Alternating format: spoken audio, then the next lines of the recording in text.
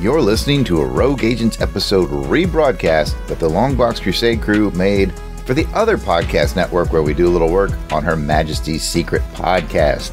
We encourage you to check out On Her Majesty's Secret Podcast and its feed for new episodes and additional content. And we hope you enjoy these older Rogue Agents episodes re-released here on the Longbox Crusade Network.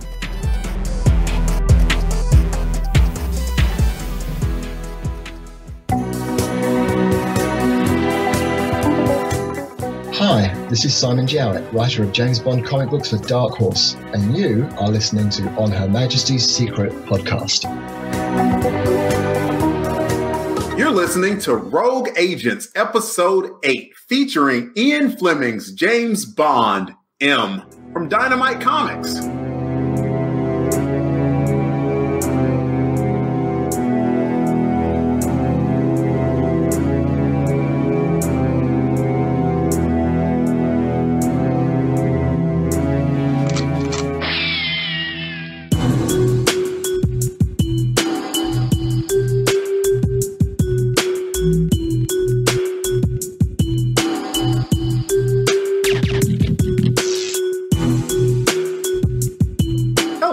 Welcome to the 8th episode of the Rogue Agents Podcast, a part of On Her Majesty's Secret Podcast channel, brought to you by our fine Patreon sponsors and White Rocket Entertainment. I'm your host, Agent Dark Web. You can also call me Delvin if you're feeling nasty. Join me as co-agents are Jarrod Alberich, a.k.a. Death Probe. Could you please tell me, sir, what is the most 007-like thing that you've done since last episode? Oh, man, it's been a while since we've done one of these. You think I would have prepared. The most 007-like thing I've done since last episode. Carpet. I made a fire pit. And while, I don't really see Bond rolling up his sleeves, digging a hole, moving some stones and stuff to make a fire pit, I do think it'd make a great title to a Bond novel. James Bond in Fire Pit. I was going to make a cool Bond sound and then I forgot. Hopefully I will have entered one there in editing. But hey, look. That's a slide. We don't want the slide whistle. Come on. No, we don't want Danielle. We want Fire Pit. 007 in Fire Pit. That's all I got. My fire pit is baller, though. I will say that. We look good. Yeah, we saw the pictures. Jordan's getting big. Some would say that thing is lit. I don't know if anybody under the age of 28 is listening to the show, but if so, maybe they would appreciate that. And we will move on to the man who has lit himself, Pat Sampson, a.k.a. Agent Christatos. Pat, tell us the most Bond-like thing that you've done since last recording. Well, just like Agent Jarrod, I have been out and about, out in the woods, or at least in the parking lot close by us, chopping down some trees. Well, somebody else chopped it down for me, but packing it up and tying it up and bringing it home and putting it up. It was a big adventure with me and the fam, and we got it in, and we put it up. We got some lights on, throw some bulbs and lights and trees, and it's just awesome. So just having some fun family time. Nice. At first, I thought you were pulling off some Hendrix there. Yeah. Well, I'm standing next to a mountain. I was going to try to go with the back of my hand. I was going to try, to go skiing. I thought that's where we were going, but that didn't happen. Do you have presents under that tree yet? No, not yet. Okay. I'm going to send you one with a special bow, and you must never touch it. Yeah. I'm waiting for Christmas to come because Nope. Moving on. And with that excellent, he dangled it. He dangled it, and we will walk away from it, and we will walk instead to Agent Weasel Skull, Jason Alberich. Jason, please tell us the most Bond-like thing that you have done since last recording. Try to remember, have we ever seen James Bond rake leaves? Nah, probably not that. Not too glamorous. Actually, we saw Leaf Raker.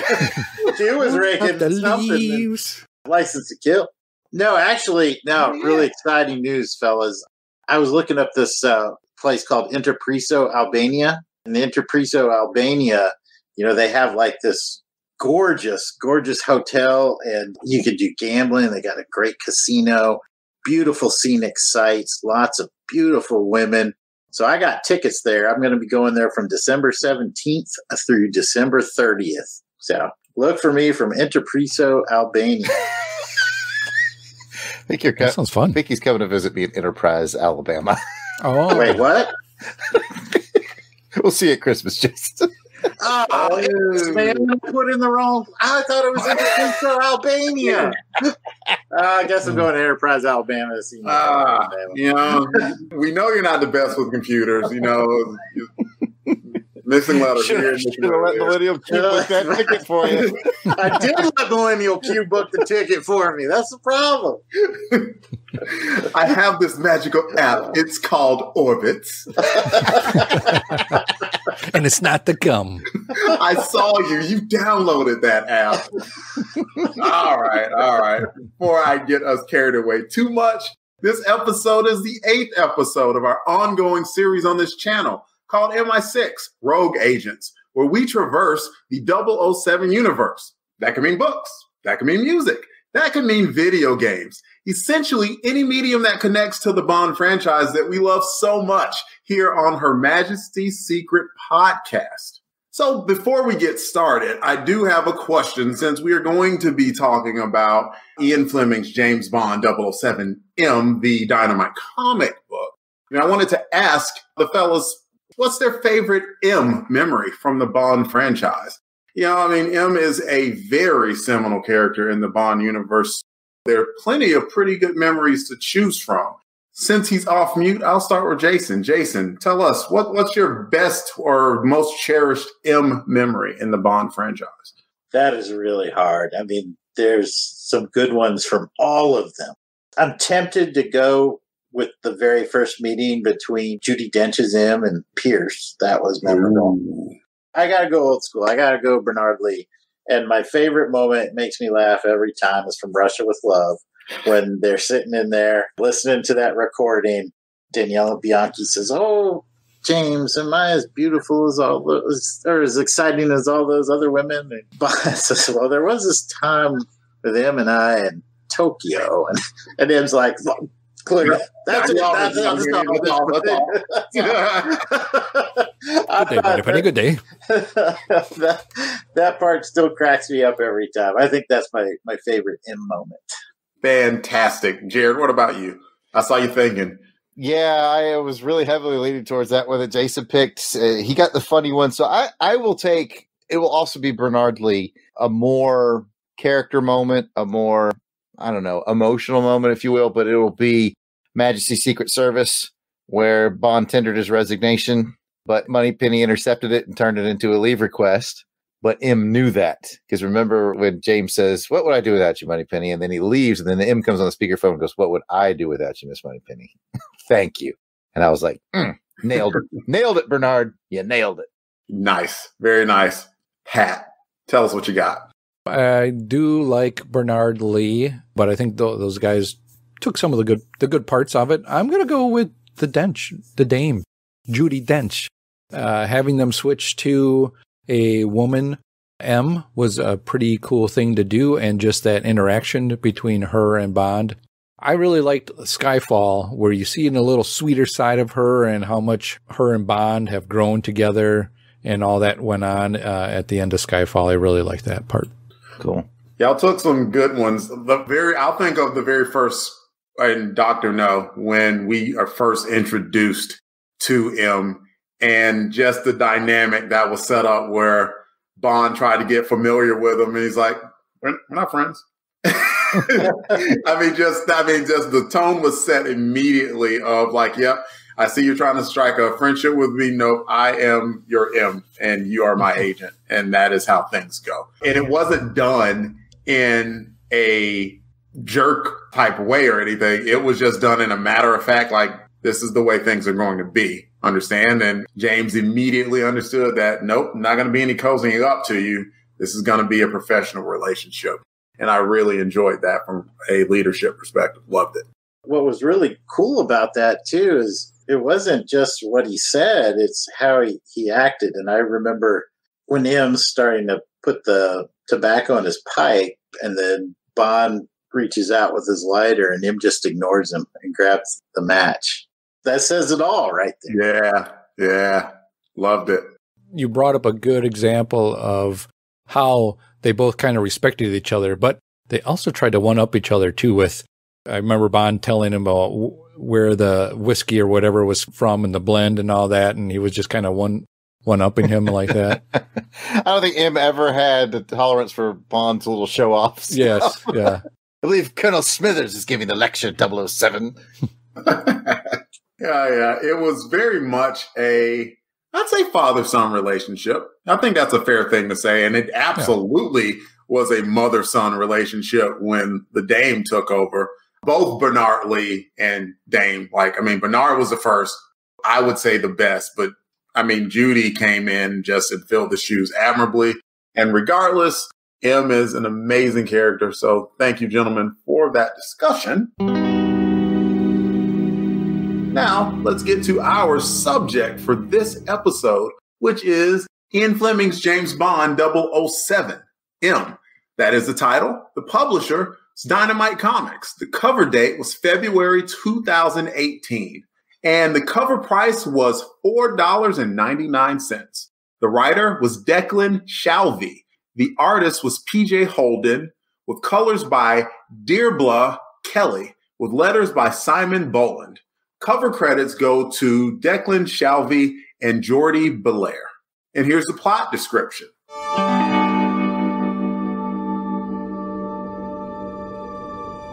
The day starts out like any other for M, chewing out a 004 bungle, when Moneypenny delivers a mysterious package to M that sends him on a journey into the past. A former Army colleague of M's, Sammy, is cashing in a favor that M, for whatever reason, is obligated to honor. The location of listed IRA informants from a peace agreement that closed out a long-ago war. Will M compromise his position and integrity by giving Sammy this information? Or will M find a way to give Sammy everything he wanted and then some?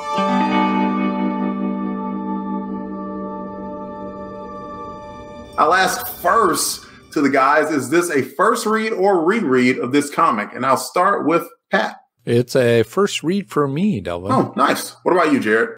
It is a reread for me, sir. Oh, well, that's okay. It's all right. You're going to bring extra perspective. I'm going to ask extra questions, so you be ready. Be prepared. Ah. Okay. Jason, reread or first read for you? It's a reread for me as well. Okay. All right. So we got some semi-familiars to it because it's a reread for me as well because I picked the book, but that's okay. We'll get into this and we can talk about some highs and lows. And Pat, since you have not read this before, the rest of us have a little bit of experience. You start us off. I'm going to go with high is I like how they bring in M right away. Like, as you mentioned that he's chewing out Agent 005, I believe it was. It was. Chewed out for bungling and doing all that. How they show that he's, a tough guy, tough character to deal with, strict and all that. And then you just have this character background that, what really happened? What's going on here? And as the story unfolds, you start to understand how he owes this guy something, but how in the end, M has already turned it around, and he must have did it a while ago at the ending of what happens with the lady. I don't know if I can do some spoilers here. You absolutely can spoil it. Go ahead.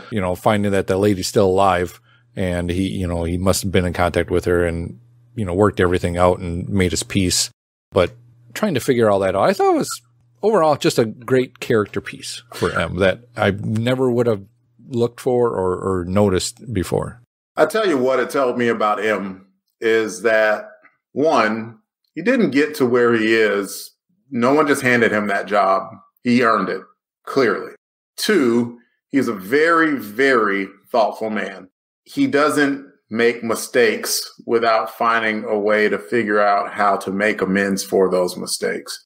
Very good character, definitely. And I see Jason nodding. So, Jason, it's your turn. Give me a high or a low, or what if you got that. I'll start it off with a high as well. And let's talk about the other supporting character in here of Miss Moneypenny. Mm-hmm. This book shows the relationship again between him and Miss Moneypenny, how much he relies on her, how much he trusts her, yet he still tries to protect her by not giving her all the information or keeping some information from her so that she would be protected.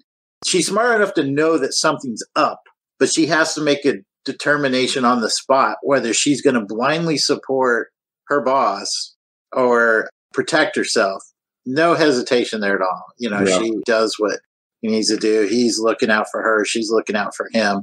And even though it only happens, in a few panels, those few panels told me a lot about the relationship between him and Miss Moneypenny. Yeah, you're not going to exactly stick your neck out for somebody who just going to plunge a dagger in your back when you do it. Right. And for Moneypenny to do what she did showed that there was a lot of trust there. And then also another thing that she could have done, she has a relationship with James, and I would imagine any number of double O's. She could have sent them in to the rescue, and she didn't. She let him handle himself. And even to the extent that when she made the phone call about maybe 2/3 towards the end of the book, and he didn't return that phone call, she could have, again, sent the cavalry in, and she didn't. She waited. And even though that may have cost him his life. So, yeah, Moneypenny was an excellent integral part of this book. And then at the end of the book, when he comes back into the office, it's just business as usual. Not a word of it spoken between them. Nothing has to be said. I thought it was just beautiful. Yeah, I have something I want to add to that, but we've talked a lot and hadn't given Death Probe over there a chance to talk. So please, Jarrod, please tell us, what do you have for the book? I have a high for Declan Shalvey, the writer. James Bond has changed its look and feel in many ways since 1962 when Dr. No came on the big screen. You said this was, I think, a 2018 book, Delvin? Yep. From 1962 to 2018 is 46 years. Somebody get Laurel. Check the radius. And 46 years? Yes. My point is this, and it's building off of what Jason said. We've had 46 years of different iterations, different actors, move, shake. We have a very different M and a very different Moneypenny here in this book as to the way they looked in 62. We have a black M. We have a black Moneypenny. But what I want to do with this high is say, if you close your eyes and just thought of Bernard Lee and Lois Maxwell, it's the same dang thing. Bottom line, he gets the characters. Yeah. They are the characters that we've known from 62 all the way to now. I just think that's great. As a longtime Bond fan, when these comics first came out, and I was like, oh, okay, M's a black dude. Let's see how they play that. Oh, they play he's M. He's 100%. He's 100% M. He is what he needs to be. And to take this interesting backstory into his history, I think is great. They did the same thing with Moneypenny. Of course, I think that was a little easier because they turned that corner in the Daniel Craig era. Yeah, they did already. But no, the characterization is just spot on. Like I said, you could redraw this with Bernard Lee and Lois Maxwell if you wanted to, and it'd still be a wonderful story. But I do really like the fact that they've, even though the actors and the look, male to female to older to younger, whatever, they have held on to the characters really well. And Declan did a great job of just tuning into that. So it was wonderful. It was truly wonderful. Can I push you a little bit on that, Jarrod? Because this was going to be something I was thinking about saying it as a low, but if I just bring it up now, I can give it another high, which I would much rather do. One thing that bothered me about it was in the beginning of the book when he's reaming out 005 and he kicks the chair out from under him. I know that too. That didn't sit well with me. That was the one little thing that I was like, nah. I thought it was a good part because it showed how clumsy and how not on his but it makes 005 was. But it makes him look wouldn't small. you see that coming? Yeah. Like, what does he gain from that? Yeah, the guy was cocky, but James Bond is cocky. And we've seen him in how many movies, and has he ever? Yeah. He doesn't even have to get up from behind his desk. I'm more with Pat. I mean, because it's one thing to be cocky and you didn't screw up when James Bond has messed up, James Bond hadn't walked into the office acting like he's the cock of the walk. He at least has the good common sense to put his head down and kind of tuck his tail between his legs a little bit. And 005 was kind of like, look, I'd saved the Duchess. What do you want? Like, as they had a drink in his hand and all that. And what do you want? I want you to not be a freaking screw up. That's what I want. I was kind of of two minds about it too, because the other thing I thought was like, well, this is a different him. This is a different character. So I have to give the writer the ability to not just make a carbon copy of him. And this book does have him be a little more physical in a couple of different places. Mm-hmm. And you get his back history. So he was a soldier. He was kind of a frontline soldier. So he's kind of a badass of his own. You know, I was kind of walking that fine line, but, you know, when Jarrod brought that up, it's like, maybe it's different for you two because you guys have this long standing how M should be, how, all that where, maybe Delvin and I come in at a different view because we've gotten the chance to just watch them all the way through really quick and, not have to wait and play these old mind games that we have. But you get the backstory in this of M, down the road. But when I first started reading this, I'm like, whoa, this guy's really, again, I thought 005's like, he's a cocky, and then what could M really do to him to prove his point? I have no beef at all with M berating him, reading him the riot acts, take away his license, put him on, whatever. It's just, I think it's bad leadership, period. I mean, you go out of your way to essentially physically assault your employee, you already lost. Like you don't have the high ground there at all. I don't care how cocky the guy's being, what a jerk he's being. That was a little over the top for me, but the point was made. I don't remember who made it. It's not a carbon copy and, maybe he's a little more physical.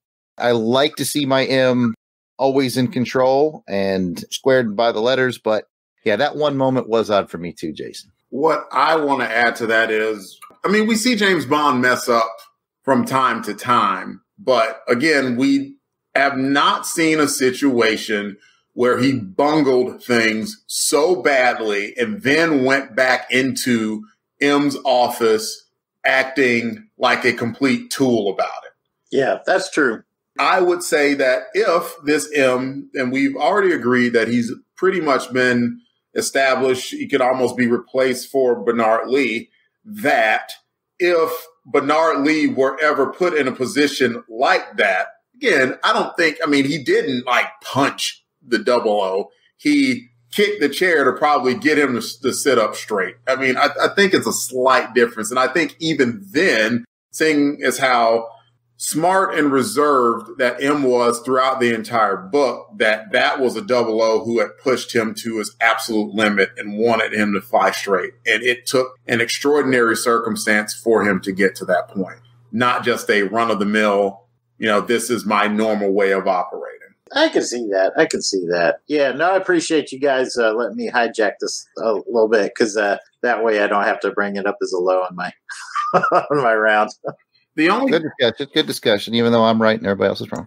The only thing that I wanted to add is at the end of the book where Moneypenny and M kind of look at each other and they go about their day.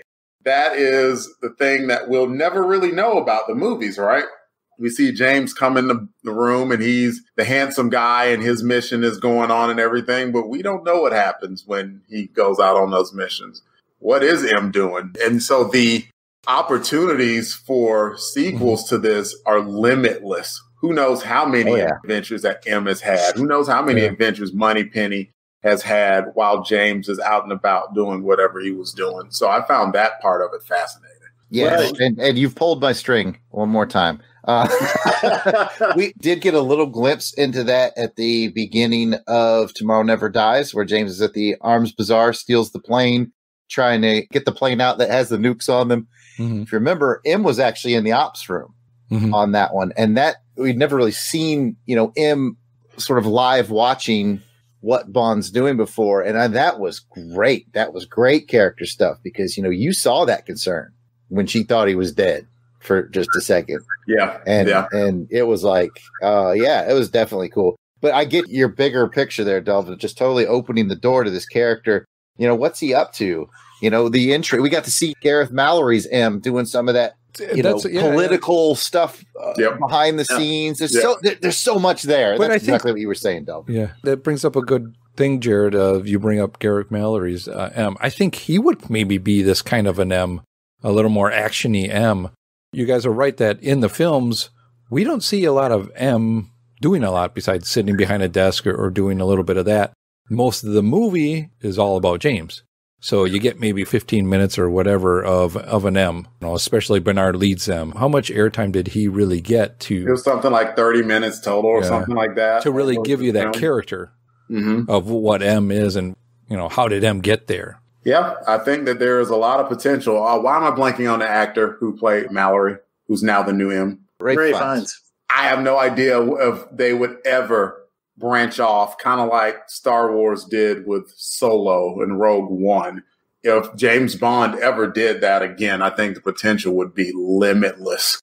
TV show, movie, it would be fantastic. And you have Ray Fiennes, who's a young enough actor, he could 100% pull that off. Well, you brought it up earlier in the conversation, Delvin, when you said that, M didn't just fall into this job.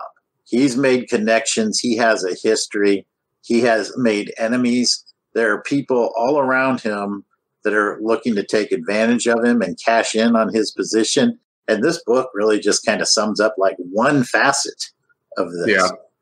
There's a lot of other skeletons in that closet. It gets to a point where if you are at a high enough political position, somebody's in your back pocket, period. You didn't get there alone. That's just the way of the world. And so it's interesting to see who was in M's back pocket and how M got him out of his back pocket.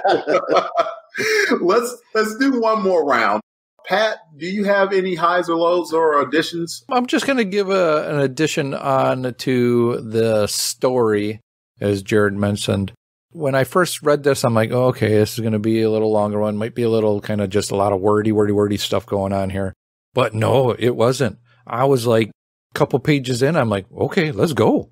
Turning the page. And I think I read almost more than halfway through because I was reading it really late at night. Just like when I watched the Bond movies and all that, I would, kind of read it and watch them late at night. So if it kept my interest, then I knew it. There's something really good going on here in the storytelling of this one. And so kudos to the storytelling on this. The art was great as well, too, which helped pull that story together with the character faces and the moods that it was setting, kind of pulled it all together for me. Tell you what, I thought the book was longer. I almost want it to be, which is not something that you really say about comics. It got to the end and I'm like, hey, hold up, there's like 10 more pages. Like, these are house ads? Son of a gun. I did too. Because at first I was like, deal with this son of a I got duplicate.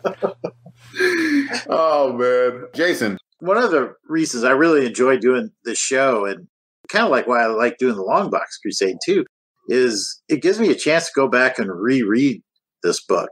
I remember reading it when it first came out. It was in my subscription box, so I had a pile of comics, and I kind of tore through it, and I was like, okay, so no James Bond.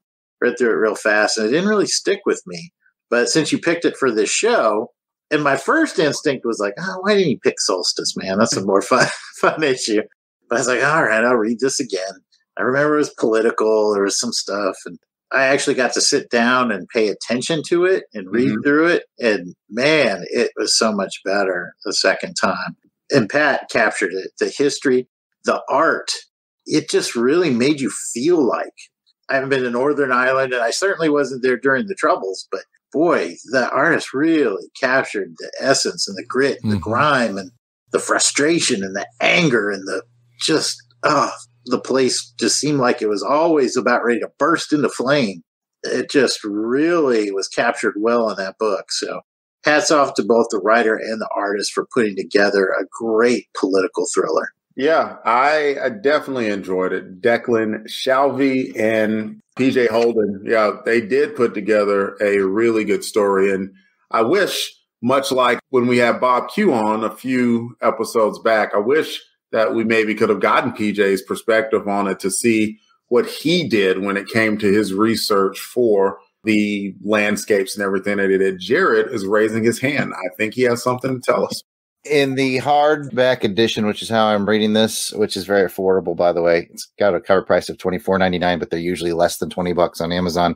It comes in the James Bond 007 Case Files hardcover.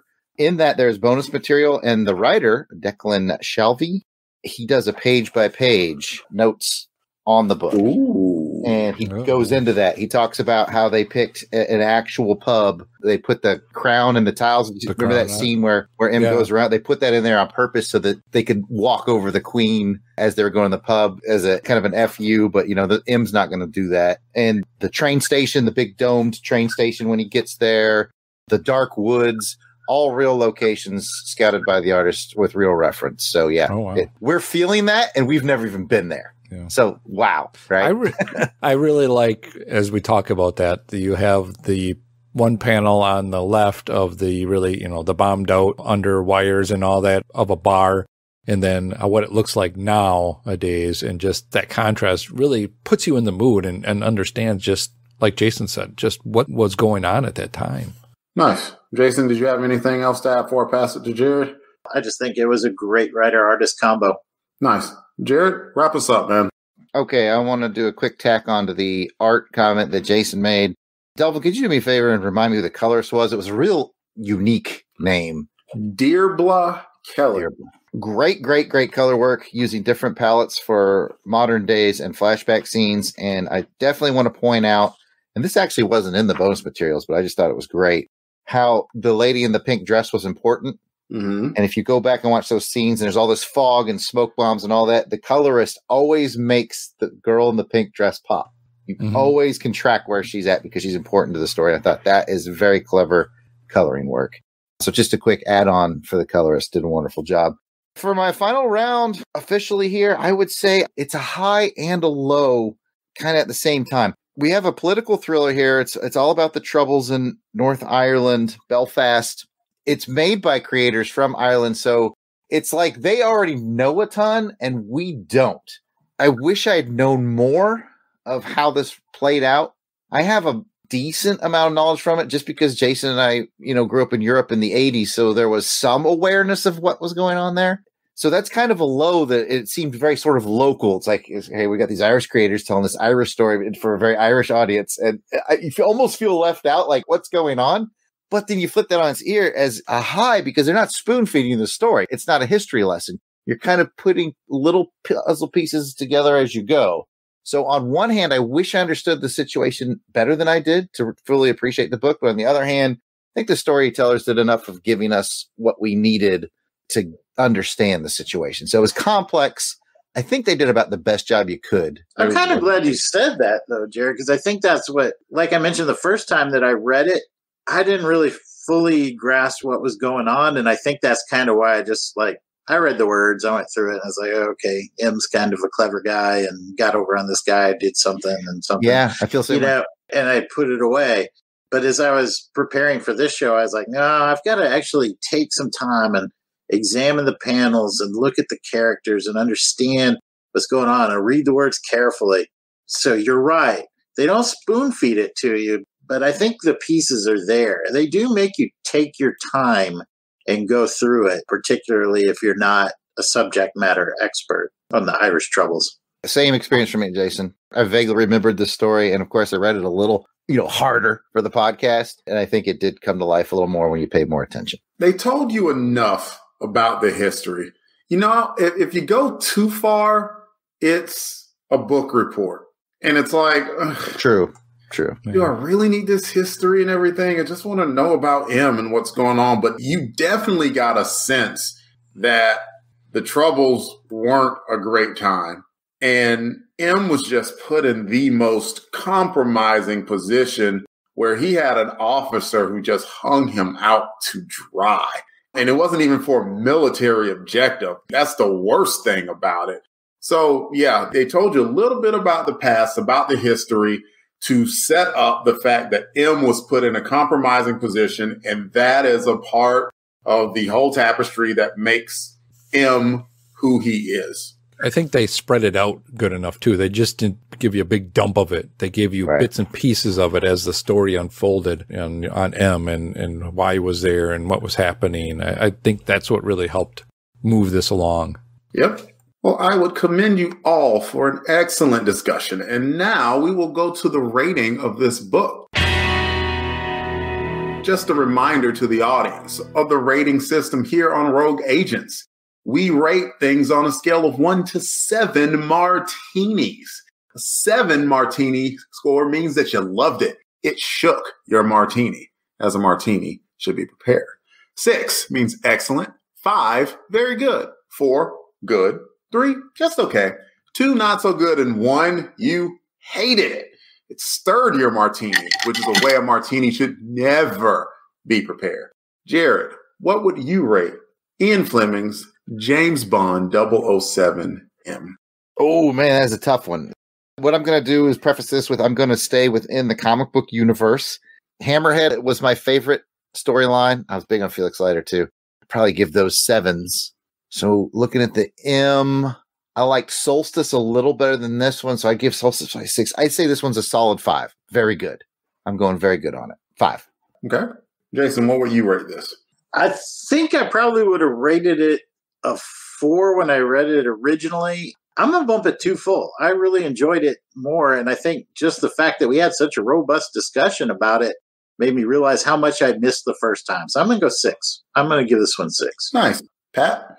I am going to also give it a bump to 6 because with the discussion here and again was a book that I'm like, okay, I got to read this book, M, and what's, it's going to be talky and all that, but it wasn't. It really took me really by surprise. And I was just like, man, I got to figure out, how the story ends, and just gives me a little more respect for M and perspective on him. So I'm bumping it up. It was a good, excellent story. The reason that I got this book was because of you guys talking about the Bond universe, and you were talking about how good the Dynamite Comics books were. So on a free comic book day, I think it was 2018, went to Heroes Aren't Hard to Find here in Charlotte. After I got the free swag, went around the store and went looking for some books, and I saw James Bond 007M sitting there, good looking cover. Having the M in the background and a dark cover and everything with the red of the British flag. And it was nice. And so I said, what the heck? I'm going to give this a shot. And then reading and then seeing the ending of how M flipped it was like, oh, man, diabolical. And it definitely shows you the strong character that M is. I enjoyed it a lot. And I got it as a result of then rookie agents that we were doing. So it was a good opportunity to bring it to Rogue Agents. I'm at a 6 on it because I remembered vividly the ending. I remember what M did to turn it around, and it's everything that M should be. There's a reason that a man like that is able to stay ahead of a man like 007. Good point. You gotta be just that much sharper than him, and sitting at a desk, no less, when you've got that agent, that dynamic agent out in the field. So it was a very enjoyable read, and I'm glad that all of y'all enjoyed it as well. Basically, Delvin read it right the first time. Well, I read it right the first time thanks to you guys.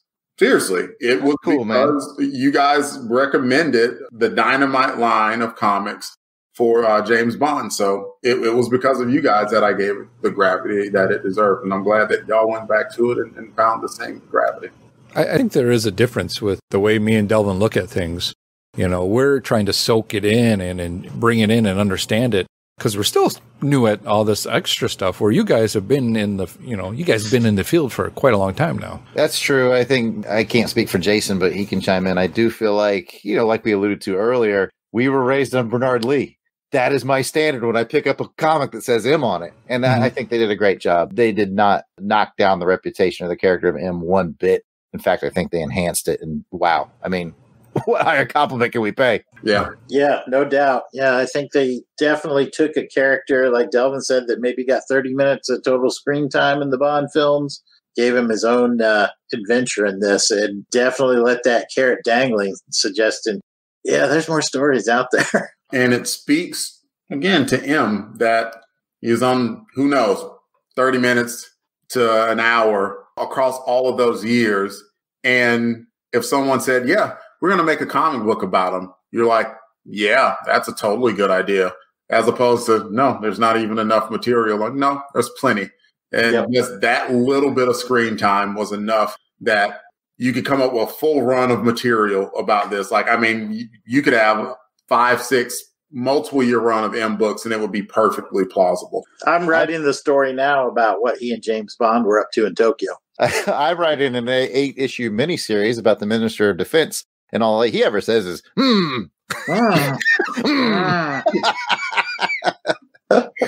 And with that, we will pass it over to our network founder, Van Plexico, to thank all of the Patreon sponsors who make this show possible. So just go to www.plexico.net, Plexico.net, or you can just go to patreon.com and search for White Rocket and join up.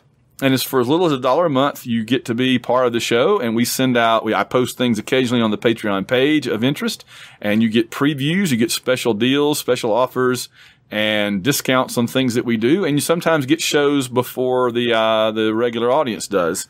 Here are the fine folks who are currently keeping our programs on the air that we owe everything to: Samuel Salvatore and Bart Lindsay, Bradley Blackman, Brian Gray, Chris Usher, Gary Grant, Logan Chilton, Phil Amthor, Richard Stevens, Steve Trawick, Susan Trawick, Tom Anderson, Willie Carden, Ann Kanjian, AU Falling Up, Ben Bloodsworth, Clay Henson, Dan Thompson, Daniel Odom, David Evers, David Hegler, Emmanuel Seaman, George Gaston, Jacob and Robin Fleming, James Greenwell, Joel Beckham, John Otsuki, Catherine England, Kevin Smith, Mickey B, Phil Davis, Preston Settle, Reynolds Wolf, Rich Reimer, Steve Harlan, Timothy, WDE Ritchie, Wes Atkinson, William Morgan, Wilson Beard, Winston Body, Alex Wynn, Blake Heron, Boris the Tiger, Cato the Barner, Chris Hilton, Chris Thrash, Colby Butler, Danny Flack, plus Darius Benton, David Simpson, Di Bama, Earl Ricks, Eric Mahan, Hugh Anderson, Josh Teal, Kevin Kenoy, Kevin Mahan, Lane Middleton, Mike Finley, Papa Todd, Randall Walker, Rob Morgan, Ross, Russell Milling, Shannon Butson, Sarah Hines, Shane Bailey, Snowdog, Stephen Houston, Tim Pittman, Todd Gray, Tony Perry, Auburn Elvis, Ben Amos, Brandon Siston, Brandon Smith, Chris Camo, Darren Pyle, David Smiley, Donnie Reynolds, plus Ivor Evans, James Taylor, Jason Alberich, John Stubbs, John Zavachin, Joey Miller, Joseph Iliff, Justin Bean, Lawrence Kane, Mark Squire, Matthew Flowers, Mick Vijakana, Nicholas Craig, Patrick Williams, Paul Bankson, Robert Drain, Robert O. Sammons, Russell Souther, Ruth and Darren Sutherland, that's the truth, Ruth, Spanky, Stephen Thompson, Trevor Johnson, Kenneth Brent Raines, Brant Rumble, and Chris, plus our one-time and anonymous donors. We thank you all so much. Go to www.plexico.net or just go to www.patreon.com and sign up and join the family. And that's the show.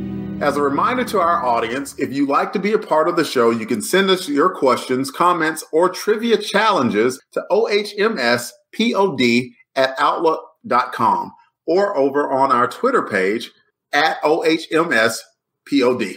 If you'd like, you can even use the email as a reminder. That's OHMSPOD@outlook.com to send us an audio recording of your question or comments, and we might even play it on the show. Please try to keep your audio file to around 30 seconds or less, and we would love to hear from you and make you a part of the show. Also, if you're an iTunes listener, we would greatly appreciate it if you left a review for the show. That will help raise the show's profile to attract more of the 007 family to this program. As a reward for leaving a review, we will read your entire review on an upcoming episode of MI6 Rogue Agents. I'd just like to thank the lads for joining me on today's episode and giving me a rousing discussion and making things relatively easy for me as the host. Relatively. Don't get too much of a big head, guys. And before we go, let's find out where the listeners can find you all on the internet. We will start with Jarrod. Thank you, Delvin, and I'm glad you asked. During your discussion there, I was on them internets, and I looked up a little something. Oh? You know how there was talk for a while about Idris Elba being James Bond? Yes. He's currently 48. He's not going to be the next Bond. He's already said he's not going to be. So let's say the next Bond does a 10-year stint. So he'd be 58 at the end of that. So guess who I'd like to see him play when he gets to about 58 years old? you want Idris to play him. That would be dope. Ollie, that would be good. Did you not see him like an older Idris Elba in the storyline? I can see a lot of ladies just going to the movie and just like, put Idris Black on. I want to see him. I like Idris. I might. Never mind. Anyway, He's not him. He's. Just saying. Let's put those vibes out there. Maybe in 10 years' time, we can have Idris as him. That would be cool. Anyways, back to my information. I can be found Twitter, Facebook, and Instagram at Yard Sale Artist. What about you, Pat? Well, Jarrod, I am glad you asked. I can be found at Christatos01 on the Twitter. Jason? I can be found at Weasel Skull on Twitter or Jason Alberich on Facebook and Instagram. Delvin? I can be found on Twitter at DEE_RAY1977. Thank you for listening, and we hope you enjoyed this episode of MI6 Rogue Agents. If you've enjoyed this crew and want to hear more from them, but in the realm of comic books, check out the Longbox Crusade. Pat, where can that be found? Delvin, let me tell you. Yeah. Thank you for asking, by the way. You can find the Longbox Crusade at www.longboxcrusade.com, or we can also be found on Facebook, Instagram, Twitter at Longbox Crusade. Back to you, Delvin.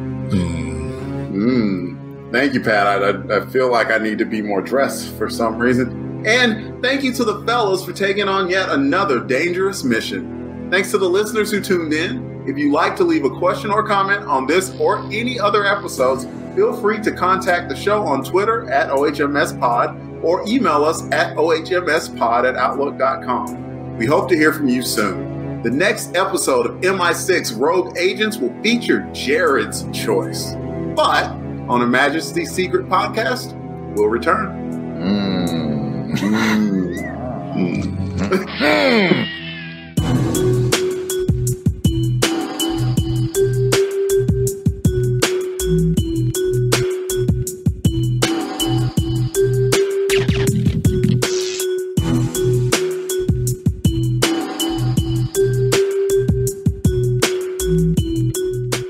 This episode features the James Bond GoldenEye 007 Trap Remix by The Wibbler.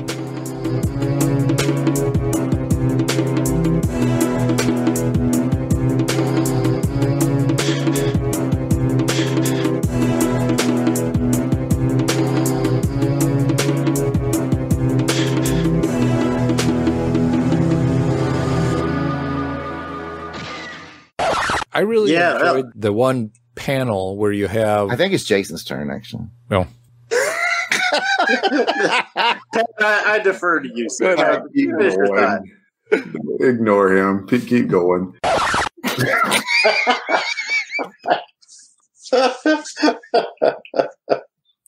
Unless y'all got something else to add, I'm just going to go ahead and wrap it up. Just this.